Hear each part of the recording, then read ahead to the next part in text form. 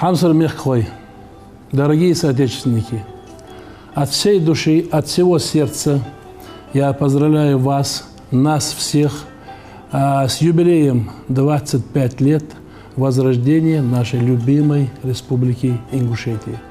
Путь становления Ингушетии был непростым, но важно то, что мы хранили и приумножали.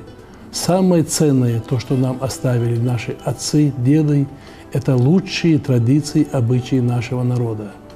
За эти четверть века нам пришлось столкнуться с множеством тяжелых испытаний. И сегодня Ингушетия продолжает активно возрождаться и развиваться. В настоящее время республика решает глобальные задачи своего экономического и социального развития, чему способствует богатый интеллектуальный и творческий потенциал нашего народа.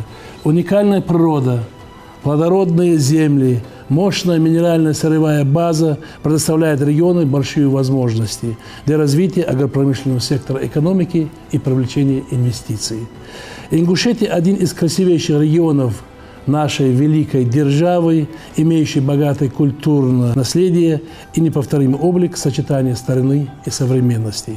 Уверен в том, что мы оставим нашим потомкам развитый, развивающийся, достойный регион среди регионов СКФО и России в целом.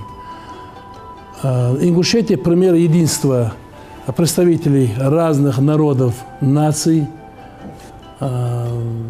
также в укреплении межнациональных, межконфессиональных отношений и сохранению этнокультурного наследия нашего народа и России в целом. Благодаря мудрой, мужественной политике главы Республики Ингушетия Муллатбека Мамедгереевича сегодня Ингушетия прошла к своему юбилею 25 лет с огромным потенциалом, с огромной работой, выполненных работ. Это в области образования, в области здравоохранения, в области спорта. Желаю всем нам, дорогие отцы, матери, братья и сестры, крепкого здоровья, добра, благополучия. А нашей любимой республике Ингушетии процветания, мира и согласия. Дал борца Болвай, дал Эйберг Тивилы.